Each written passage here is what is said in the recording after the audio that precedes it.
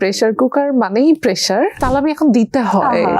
ওইভাবে ঈদ নিয়ে কোনো প্ল্যানই করতে পারিনি, অনেক বেশি এক্সাইটেড আর একটু নার্ভাস। প্রেসার কুকারে ঈদ আড্ডা কেমন যাচ্ছে?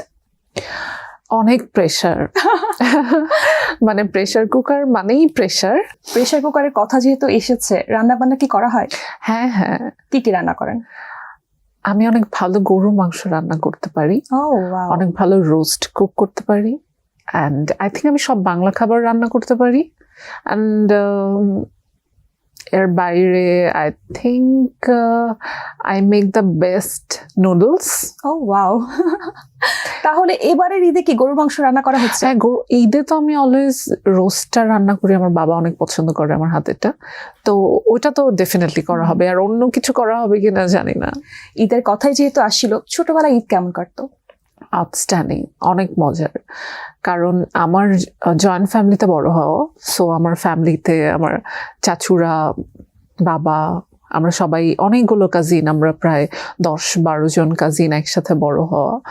তো ওখান থেকে ঈদটা একদম পুরা বাসা ভরপুর, যেটা বলে না, ওইটা একদম ঈদ বলতে যেটা, যে এই চাচুর থেকে সালামি, ওই চাচুর থেকে সালামি, এর থেকে সালামি, ওর থেকে সালামি, নানুর থেকে সালামি, বড় কাজিনদের থেকে সালামি। সো ছোটবেলার ঈদটা ভীষণ ভালো ছিল, ওইটা এখন অনেক বেশি মিস করি।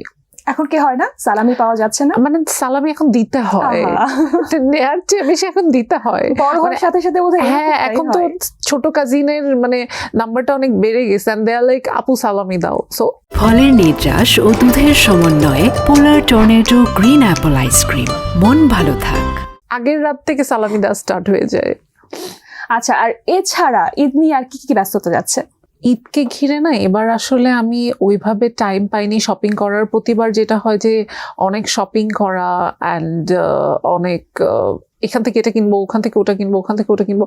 এবার প্রেসার কুকারের জন্য পুরা ফোকাসটা এখানে প্রেসার করে গেছে। মানে আমরা পুরাটা টাইম রোজার আগ পর্যন্ত শুটিংই করেছি, সারাদিন রাত। আর যার কারণে আমি এবার কোনো ব্র্যান্ডের কাজও ভাবে করতে পারিনি। তো প্রেসার কুকারের শুট শেষ করে আবার কয়েকটা ব্র্যান্ডের কাজ ছিল, ওগুলো করতে হয়েছে।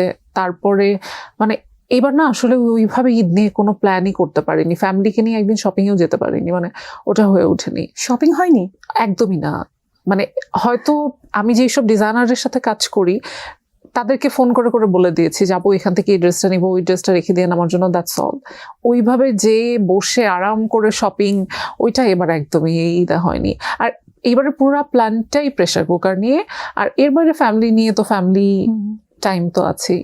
প্রেসার কুকার নিয়ে যেহেতু কথা হচ্ছে, বড় পর্দায় স্নিগ্ধা চৌধুরী এবার নিজেকে প্রথম দেখবে, সাথে পুরো পৃথিবীর মানুষ প্রথম দেখবে, এবং ফ্যামিলির লোকজনও। কোনো অনুভূতিটা কেমন? অনেক বেশি এক্সাইটেড আর একটু নার্ভাস। নার্ভাস কেন? ওই যে অনেকগুলো বড় বড় ফিল্ম আসছে এবার ঈদে, তো অনেক বড় ফিল্ম আসছে, অনেক সবগুলোই ভালো ফিল্ম আসছে, ভালো ডিরেক্টর, ভালো আর্টিস্ট, বড় বড় আর্টিস্ট। তো ওই জায়গা থেকে একটা নার্ভাসনেস কাজ করছে, যেহেতু ঈদের ফিল্ম, ঈদ না হলে হয়তো এত নার্ভাসনেসটা থাকতো না। আর এর বাইরে এক্সাইটমেন্টটা সবচেয়ে বেশি।